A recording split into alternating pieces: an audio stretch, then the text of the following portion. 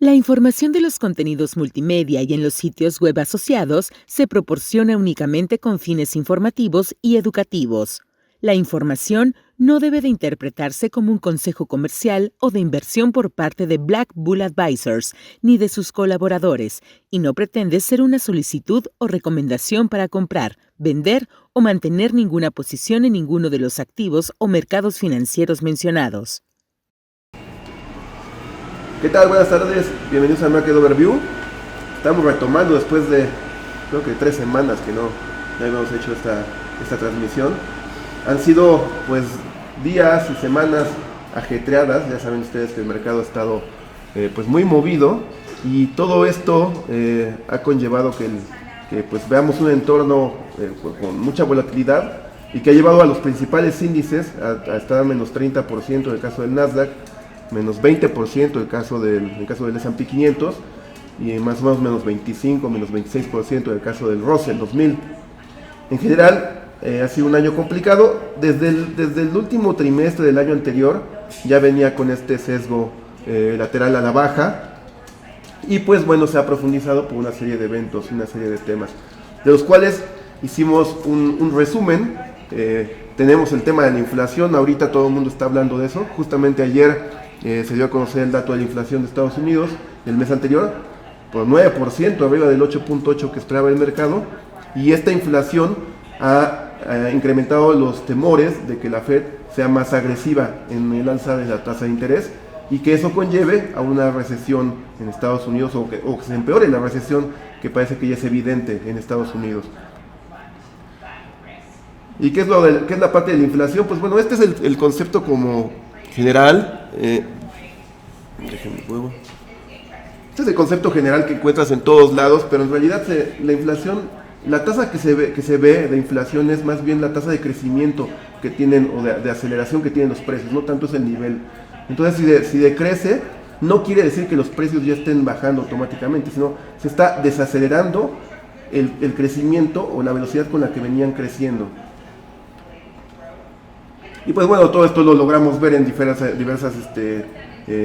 ámbitos, principalmente pues en la canasta básica, cuando vas al súper y cuando compras gasolina, etcétera. ¿Y a qué se debe? Pues bueno, hay varios factores, pero en específico a lo que se debió esta parte del 2021-2022, la inflación, fue que en 2020, cuando estalló lo del COVID, cuando estalló lo de la pandemia, pues en general todo el mercado se desplomó, los precios se fueron para abajo, y entonces no había consumo, lo que se paró la economía. Entonces no había inflación, de hecho había temores de deflación, es decir, había temores de que los precios empezaran a bajar. Y peor que la inflación es la deflación. La deflación es un fenómeno económico mucho más dañino para la economía que la propia inflación. Lo vivió ya por muchos años Japón, y hasta apenas es que está logrando salir de ese ciclo bajista. Pero en este caso, por ejemplo, les comentaba, después de que vino lo de la pandemia, la Fed, junto con los otros bancos centrales y autoridades financieras, lo que quisieron hacer fue precisamente generar inflación. ¿Y cómo lo hicieron? Pues empezaron a imprimir dinero, empezaron a inyectar dinero en la economía para que hubiera más circulante y más incentivos para que la gente demandara productos, y de esta forma subieran los precios. Y la Fed, muchas personas todavía preguntan qué es la Fed o qué es la Reserva Federal, y la gente piensa que, como el nombre es Reserva Federal, creen que pertenece al gobierno. De gobierno solamente tiene el nombre de federal, porque en realidad es una institución privada, controlada por privados también, pero es una institución que tiene el monopolio de poder imprimir el dinero y manejar el costo del dinero a través del movimiento de las tasas de interés. ¿Y cómo actúa? Pues precisamente con eso, a través de la política monetaria, a través de los movimientos en las tasas, para restringir la liquidez o para poder ampliar la liquidez, y a través de la impresión o la emisión de nuevo dinero. Y pues le prestan al gobierno, o sea, con ese dinero que imprimen, le prestan al gobierno vía la compra de sus bonos o de su deuda, y el gobierno, a través de la recaudación de impuestos, pues es que le logra pagar o le logra pagar los intereses que le cobra la Fed en este caso. Ahí tenemos el edificio de la Fed, así es como se ve, el banco central más importante del mundo. Y bueno, la parte de la impresión de dinero. Y vean, una vez que ya empezaron a imprimir tanto dinero y a meter tanto circulante en la economía, incluso le caía dinero directamente a las familias, a las empresas, a los estados, a los municipios, pues después la gente ya tenía mucho circulante y las empresas inclusive tenían mucho dinero en caja, los bancos tenían excedentes de dinero en sus balances, y esto provocó que pues también mucha gente empezara a gastar en conceptos que no eran del todo válidos. O sea, tenemos acá el ejemplo de los NFTs, que son productos pues muy especulativos, que pues bueno, para uno podría valer $100 y para otra persona podría valer $1.000.000, pero en general es reflejo también de este exceso de liquidez que se llegó a provocar una vez que se actuó con tanta determinación en cuestión de provocar este incremento en la demanda y esta reactivación económica. E incluso algunas personas, pues producto de esos incentivos que les dio el gobierno y que tenían mucho circulante, tenían la ayuda mensual que les da el gobierno, pues decidieron tomarse sus vacaciones, es decir, ya no estaban trabajando, decidieron tomarse un break y reincorporarse una vez que la situación cambiara. Entonces eso provocó que también las empresas no tuvieran mano de obra, no tuvieran gente, porque nadie quería entrar al mercado laboral debido a que no tenía incentivos para hacerlo, porque tenía efectivo.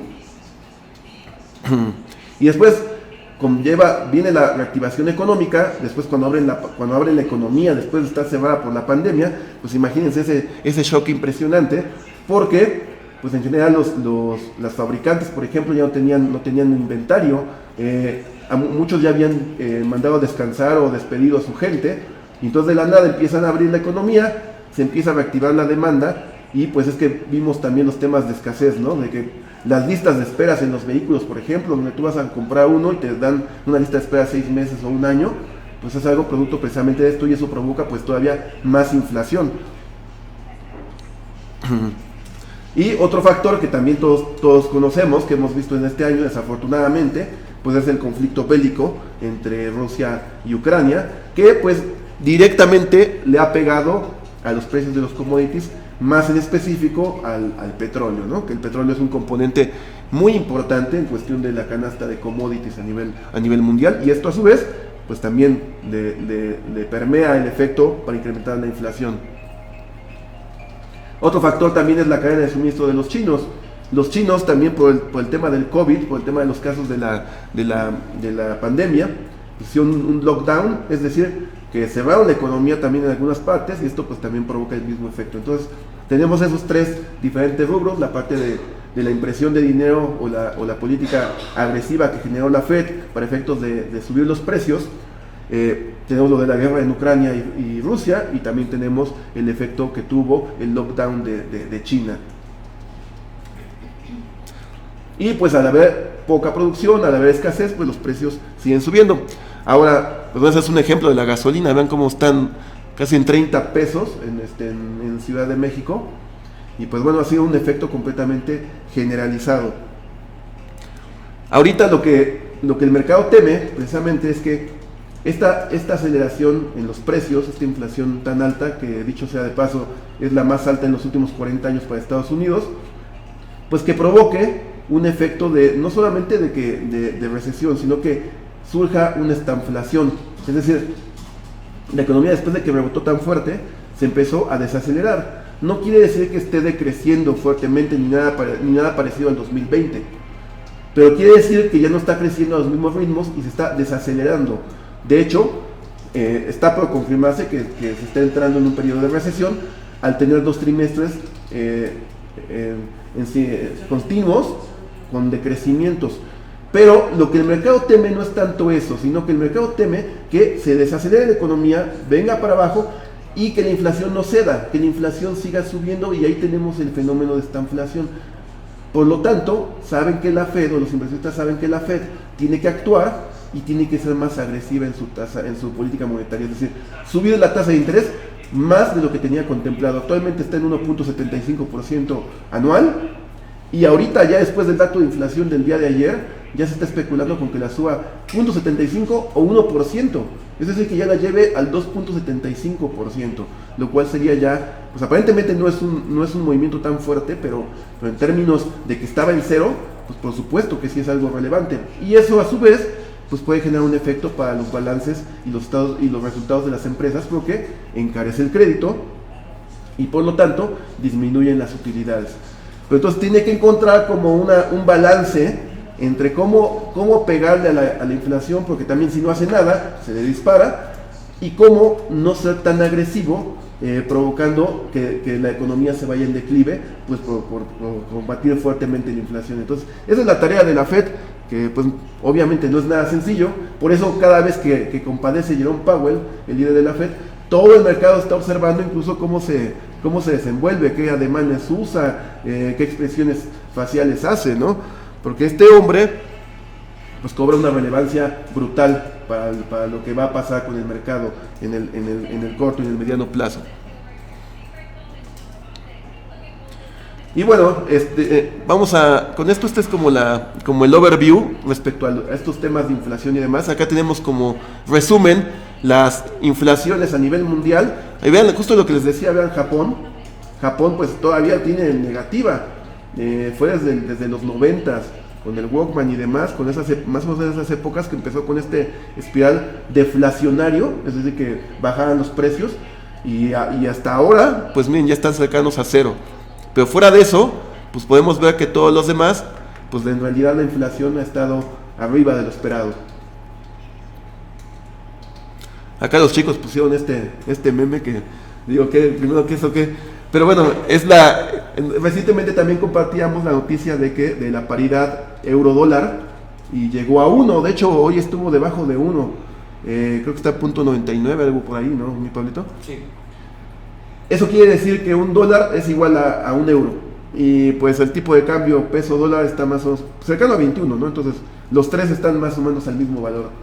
Pero esto de que el euro-dólar esté en 1 o por debajo de 1, denota que los inversionistas internacionales prefieren invertir o comprar deuda en dólares, pues obviamente por el spread que tienen en tasas, porque en Estados Unidos la tasa, les digo, ya está en 1.75, y en Europa todavía sigue en 0. Entonces se viajan a lo seguro, es el flight to quality, viajan a Estados Unidos, y pues eso hace que su moneda se aprecie, y por eso el euro ahorita está en niveles de 2002. Y hay que recordar también esto, amigos, esto es muy importante. La bolsa no es la economía, la bolsa es el adelanto de la economía. Todos los precios de los activos que vemos, que operamos en el mercado, de las empresas y demás, esos precios son valuaciones sobre expectativas futuras.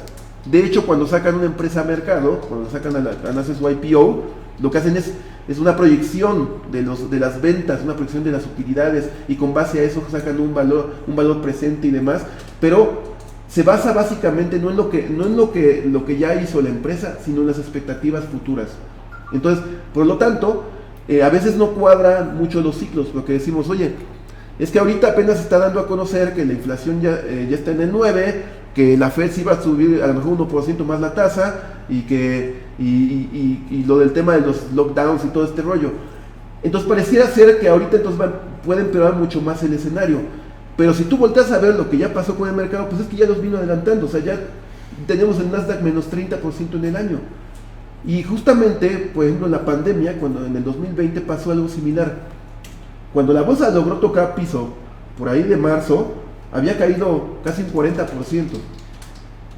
En marzo del 2020 los casos de COVID todavía no estaban en sus máximos. O sea, sí era un problema, pero todavía no estaban en máximos históricos los casos. No, podríamos decir que no era su peor nivel en cuestión de la pandemia. Después el mercado rebota, y más o menos para finales, el último trimestre del año, es que empezamos a ver el máximo de casos a nivel mundial. Era cuando estaba el punto más alto en cuestión de la pandemia, o sea, podríamos decir el peor momento, y se estaba materializando todas estas noticias. Pero el mercado que había hecho ya se había recuperado completamente. El mercado empezó a rebotar, como ustedes se acuerdan, empezó a rebotar en V, y ahí es cuando tú dices, oye, no checa, apenas están dando los datos, que ya está efectivamente todo mal, y el mercado ya empieza a rebotar. Ahora, cuando todas estas noticias todavía nos estaban terminando de capitalizar, todas estas noticias que acabamos de dar de la inflación, la guerra y demás, el mercado ya venía adelantando y cayendo y cayendo y cayendo y cayendo. Y ahora, por ejemplo, después del dato que vimos ayer de inflación, que fue muy malo, A diferencia de otras situaciones anteriores donde ha sido lo mismo, de que de que está la inflación arriba de lo esperado, el mercado no reaccionó tan en pánico como lo hizo anteriormente, lo cual podría decir que tal vez el mercado lo empieza ya a asimilar o ya lo empezó a descontar. Y por lo tanto, pues como es el adelanto de la economía, esperaríamos que una vez que se catalicen todas estas situaciones, que ya se confirme efectivamente la recesión, ya se confirma esto de las tasas, ya se confirman todos los demás factores, pues el mercado ahora lo empieza a descontar de manera contraria. Es decir, que empieza a descontar ahora, que en algún momento se irá recuperando la economía y por lo tanto empiece a subir. Además, que después de 6 meses de tanta caída, solamente han habido 5 años así en toda la historia del mercado. Y en promedio, el segundo semestre del año, después de esa caída del mercado, es que el mercado ha rebotado el 22-24%. Entonces, pues bueno, ahorita, si ya pasaron toda esta parte de la curva a la baja en el primer semestre, pues yo diría un poco de paciencia para esta segunda mitad del año. No queremos que salgan en pisos. Esa es la parte de los temas. Aquí está un poco también el market cycle, que bueno, normalmente así es como debería de ser, pero así no es como lo hace la mayoría, más bien lo hacen al revés. Donde dice buy es sell y donde dice sell es buy. O sea, es curioso, pero sí muchas personas dicen, oye, ¿por qué no salimos ahorita y ya que esté estable, ya que esté bien, nos metemos otra vez? O sea, ahorita que está en 3.700 puntos el S&P 500, sales, después que ya esté, el máximo histórico es de 4.800, entonces ya que esté en 4.500 ya vuelves a entrar. O sea, en realidad no tiene sentido hacer eso. Entonces, así es como debería de ser. Tristemente hacen lo opuesto, pero pues precisamente para eso es que hay que ayudar en cuestión del asesoramiento adecuado. No es el fin del mundo. Hay también muchas personas que dicen, oye, pero es que esto es único, nunca había pasado. O sea, tendemos a pensar siempre eso. Y sí tenemos que basarnos mucho en la historia, en la estadística y demás. ¿Por qué? Pues porque no tenemos otra forma de otro modelo en el cual basarnos. O sea, si tú no ves la historia, si tú no ves la estadística, ¿en qué más te puedes basar para poder predecir algo? Cualquier modelo, ya sea económico, financiero, lo que sea, es más, incluso el clima, se basa en la historia. Es nuestra forma de verlo. Además, a lo largo de los últimos 100 años o más de 100 años, han habido más pandemias, han habido también guerras, estuvo la guerra mundial, han habido atentados, han habido crisis, han habido inflaciones también. Entonces, no podríamos decir que esto es algo que nunca ha sucedido en la historia. Si ha sucedido, entonces hay que ver de qué forma se ha desempeñado el mercado ante tal situación. Porque, ¿sabes tú que las mayores ganancias diarias que tiene históricamente el mercado se han producido durante los mercados bajistas? O sea, pues obviamente pues son los famosos Dead Cat Bounce o los rebotes de gato muerto o los bear market rallies, ¿no? O sea, viene con una caída y de pronto ¡pum! rebota un 5, 6%, 10%, ¿no?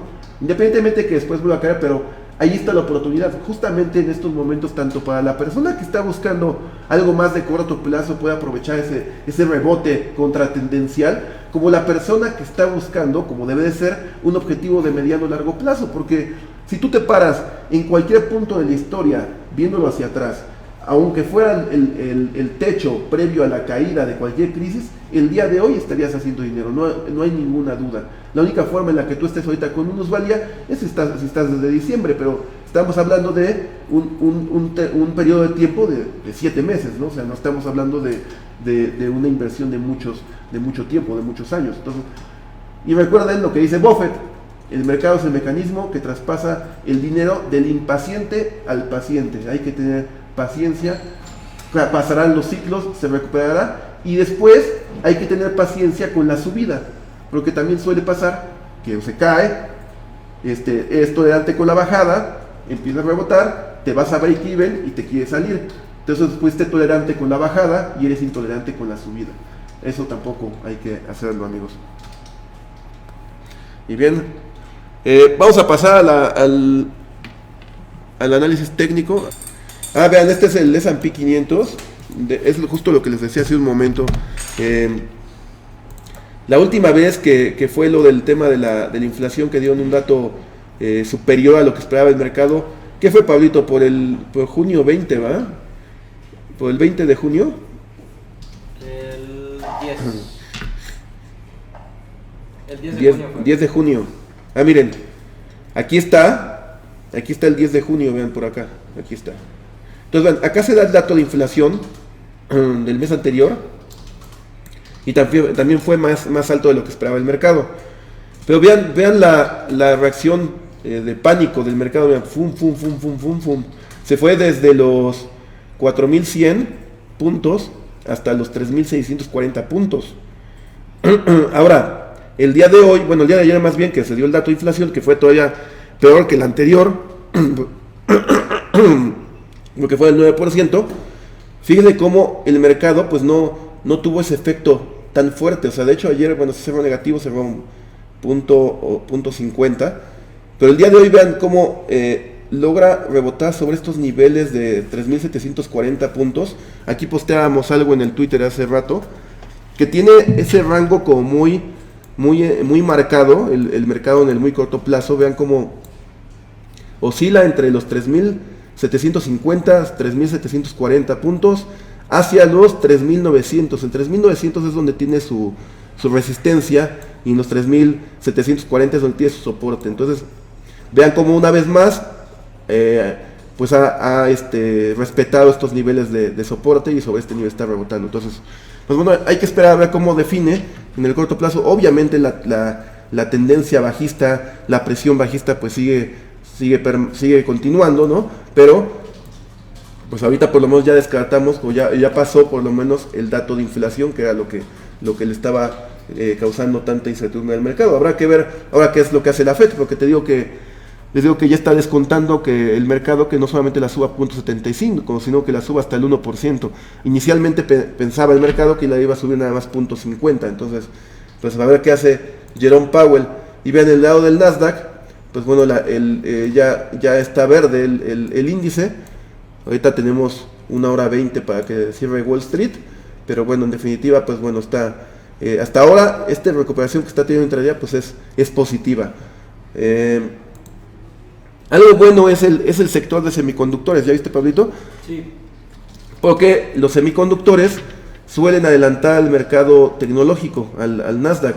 Y vean cómo, a diferencia del S&P, que va a menos 0.4 ahorita, el SOX, que es SOXX, que es el ETF de los semiconductores, va más 2.13.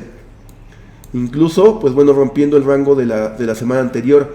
Entonces esto es muy positivo, porque si se repite esos patrones que hemos visto, en los cuales suele adelantarse a la baja o a la alza, pues podría ser que esté adelantando el rebote del Nasdaq, y bueno, obviamente pues podría jalar al S&P. Del lado del Dow, pues el Dow también ha estado más conservador, pero también recordemos que tanto el Dow como el S&P, su caída en lo que va del año ha sido menos pronunciada que la caída que ha tenido el Nasdaq o los semiconductores también. Finalmente el Russell, vean, también rebotando sobre este rango, miren, sobre los niveles de 1.680 puntos y ahorita en 1.700 puntos. La volatilidad, vean, parecía que había roto a la alza ya el VIX, miren, había recuperado acá los 27.70 y ayer, mira, llegó a ser 29 y ahorita ya está en 26.64. Entonces, o sea, la gente que en la mañana compró VIX porque parecía que estaba rompiendo al alza, pues bueno, ya los topeó, ya se vino para abajo. Pero bueno, en general no podría decir que ha sido fácil ni siquiera para los bajistas o para los osos del mercado este año. También ha sido complicado para ellos porque ha estado lleno de falsos breakouts, tanto falsos al alza como falsos a la baja. Entonces eso ha dificultado mucho. ¿Qué otra cosa hay que destacar? El petróleo, pues el petróleo, vean, se fue a ver, estaba negativo. Oh, vaya, y super regreso, ¿no, Pablo? Sí. 90.56 llegó a estar el petróleo, ya está en 96.67. Aún así, pues ya tuvo una buena caída, un buen retroceso respecto a sus máximos, porque llegó a estar arriba de 100, vean, 124 casi llegó a estar en este año, y en marzo de este año también estuvo en 130, cercano a 130. Entonces, pues bueno, ya llegó a estar a los 90, rebotó y ya recuperó $6 el West Texas Intermediate. Y el oro, que le ha ido súper mal, ¿no, Pablito? Sí, también está rebotando. No importa cuándo lo vean, el oro siempre le va mal. Vean. Pero vean el GDX, que son las mineras de Estados Unidos, vean cómo va, menos 4%, y dices que y eso que está rebotando bastante, no sé cuánto llegó a estar el GDX, como el 10 o el 12. Sí, pero ha estado... Menos 7, pues ha estado también muy mal. El que ha estado fortachón básicamente todo el año ha sido el dólar, ¿no? El dólar americano, vean el dólar index, en lo que va del año anota una ganancia del 12.77%. Y eso se refleja pues en la paridad euro-dólar que les decía hace un momento. Vean el euro-dólar. 1, o sea, agarrándose con las uñas a la paridad de 1 a 1, vean. Pero llegó hasta .995 y ahorita está en 1. Pero vean, pues es el peor nivel desde hace más de 10 años, vean. Está en niveles de 2003, 2002. Brutal la bajada que ha tenido. Y finalmente nuestro peso contra el dólar, que pues al peso mexicano le ha ayudado mucho. Uno, los commodities, que pues obviamente le va a beneficiar el tema de que el precio del petróleo esté elevado a las arcas del gobierno, pero también, y más importante, es el spread o el diferencial en las tasas.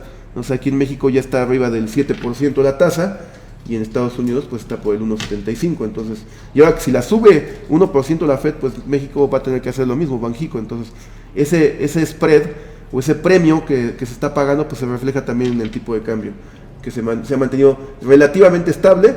Vean, 20.81, apenas con una ganancia en el año de 1.4%. Pero vean, llegó a estar menos 6%. Entonces ya lo tenemos finalmente en estas últimas semanas en verde, en el year to date, al dólar contra el peso. Muy bien, amigos, no sé si tienen alguna duda, Pablito. ¿Algún comentario? Pues parece que no, de momento. Perfecto. Pues nada más nos quedamos con las dudas del Polito. A ver, ¿qué otra cosa querías ver, Polito? ¿O tú, Pablito? Creo que... mira, el XBI. Sí. Este es un alacranzote, amigos, pero la verdad es que se ha comportado muy técnico en los últimos días.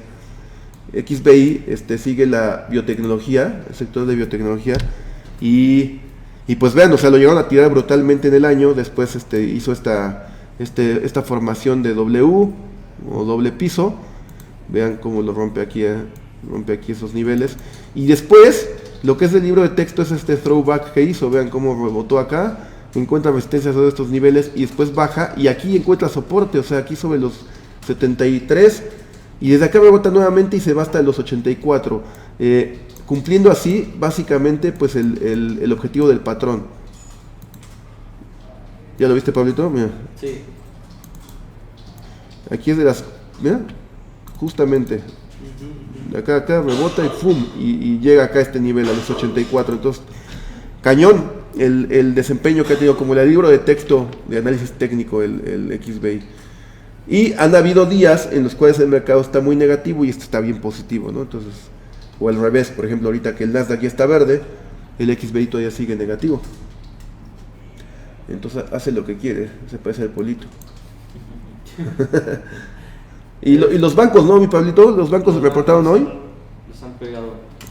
¿Quién reportó? JP Morgan. JP Morgan y Morgan Stanley. JP Morgan. Mira, Morgan Stanley ya se va a ir a positivo. MS. Sí, no. Les han dado durísimo también. Por ahí teníamos un nivel importante en el XLF, ¿no, Pablito? Sí, a niveles casi prepandemia, en los 29. Ándale. Miren el nivel del XLF. Esto es lo que dice Pablo, nivel prepandemia, aquí en febrero de 2020. Llegó a estar en $31 el XLF, que es el ETF de los bancos. Y ahorita justamente está sobre esos niveles. Entonces vean, ya, o sea, llegó a estar hasta 42 y después voló toda esa ganancia, básicamente la ganancia de 2 años, y ahorita está en el nivel nuevamente de febrero de 2020. Entonces pudiera ser un soporte importante. Además, Hay otro que también está muy parecido, que es el Russell. ¿Ven el Russell 2000? Ven los niveles en los que se encuentra también, bien, niveles también pre-pandemia. A ver si reconocen esa zona para que pueda rebotar el mercado. Pero bueno, amigos, si no tienen ningún comentario o duda... Una pregunta. No, Pablo, ya se acabó. No, ¿qué onda? Lalo Rivera, ¿cómo va Boeing? Va. Hola, Lalo. A ver, vamos a ver. Va. Pues de hecho las aerolíneas están subiendo, ¿no, Pablito? Sí, rebotaron fuerte porque reportó va que estaba regresando a sus niveles de ventas del 2019. Wow. Digo, muy bueno, pero también muy cañón, ¿no? O sea, imagínate que apenas están recuperando los niveles de ventas que tenían en 2019. O sea, 20 y 21 y lo que va de 22 básicamente perdidos en cuestión de crecimiento. Eso es la afectación que han tenido las aerolíneas. Pero bueno, ahorita, pues este Boeing, pues bueno, definitivamente va completamente alineado con el sector. Ve, como el sector de las aerolíneas podemos ver al Jets, que incluso o sea, su patrón va más rezagado que Boeing, ¿no? Se ve más adelantado Boeing. Se ve bien. Mira, sobre todo estos niveles que tiene acá, aquí sobre los 139, 138, sobre esto, aquí es donde parece que tiene un buen apoyo, un buen soporte. Le costó trabajo pasar esa zona, estuvo lateralizando desde inicios de junio, ¿ve?